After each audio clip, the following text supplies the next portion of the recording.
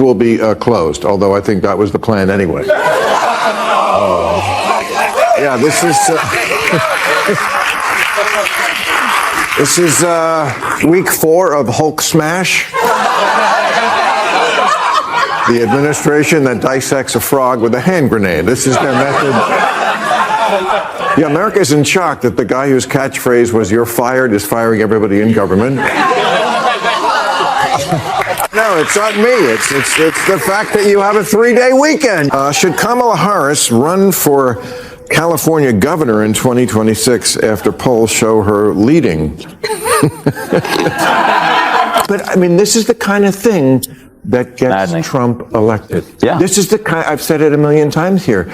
The Democrats, you lost a crazy contest to a crazy person. It started decades ago. You seem to be trying to create a story that is daring and captivating. Are you sticking with a strongly opinionated tone, or do you want things to seem more neutral? I can improve it more to make it even more interesting. No, it's not me. It's the fact that you have a 3-day weekend. You're going to have Monday off. It's right, is it President's Day? All government offices will be closed, although I think that was the plan anyway. Yeah, this is week 4 of Hulk Smash. The administration that dissects a frog with a hand grenade. This is their method. Yeah, America's in shock that the guy whose catchphrase was "you're fired" is firing everybody in government.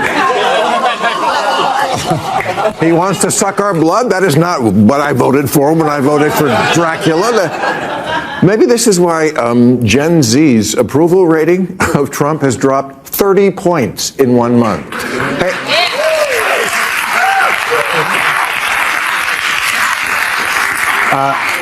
Hey kids, a little tip. The time to pay attention is before the election. In his most recent post, Bill Maher attacked Kamala Harris, but he didn't stop there. He also brutally and honestly attacked woke liberals live on television. However, before we go on to Kamala, take a look at how he made fun of Trump for dismissing the federal government. Did he just tell me that he didn't support this?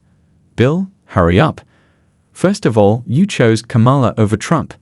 Second, Trump supporters are receiving exactly what they anticipated: the removal of dishonest bureaucrats and the introduction of common sense. Let's face it though, Maher remains the most shrewd of these late-night hosts. Look, I believe government is too bloated, but the way they're doing it is ridiculous and horrible. And now they went, maybe this is the one that's too far. They went and fired almost everybody in the agency that's responsible for maintaining our nuclear weapons. Fired. And then, of course, they had to walk that back because somebody said this is a national security crisis. Duh. I mean, we were... It's ironic. We were so scared that the government was going to turn into The Handmaid's Tale that we didn't see that the big threat was from the guys on The Big Bang Theory. Come on, Bill. I often wonder about this man. He twists the script and disparages both sides, while somehow blaming Elon Musk for everything just when you think you have him figured out. It seems as though he leans slightly to the left before pointing out his own hypocrisy, and truthfully, I must show it respect. He is correct about one thing. Let's face it, the left is finally experiencing the consequences of their actions, and they didn't anticipate it. The worst part is who is delivering that medication. It's a billionaire with common sense, not some far-right or extremist conservative. Yes, exactly. When someone who genuinely comprehends reality chooses to resist the absurdity, this is what occurs. What about the irony? The same individuals who earlier supported ideological purity tests, cancel culture, and censorship are now in a panic because they no longer control the narrative. The best thing, though? Have a look at how Bill Maher even pursued his own sister. When he begins to turn against his own family, you know something is wrong. In addition to making light of her argument, he thoroughly deconstructed it, demonstrating how ridiculous the mentality has grown. And you have to ask yourself, how far gone is the left really, if even Bill Maher is pointing this out? Harris run for California governor in 2026 after polls show her leading. I'm going to give that a big no. She's had her chance several times. She should run far, far away. I'm a Viragosa guy. I like Antonio Viragosa, the old mayor of LA. Oh. I think he's terrific. Oh, okay. I didn't know he was in the running. Yeah, I think Kamala Harris would make a great president of a university. Not that she's a bad person or a bad candidate or she's smart, but it didn't work. And by the way, if she does, there would be precedent for this because Nixon lost the White House in 1960. And then what did he do? He ran for governor of California 2 years later. It would be the same scenario. And when he lost that one, that's when he said, you won't have Nixon to kick around anymore. And then he was president 6 years later, so maybe it'll work. I adore Greg because he keeps everyone guessing. He gives Kamala a glimmer of hope 1 minute, then shuts her down the next. However, he doesn't play it safe, so don't be duped. Take a look at how he attacked this representative who leans left. No nonsense, no sugarcoating, just a direct call out of hypocrisy and unfulfilled promises. He is unique because of this. He is here to reveal the truth, not to appease any particular side. And Greg certainly touched a nerve, based on the congressman's trembling.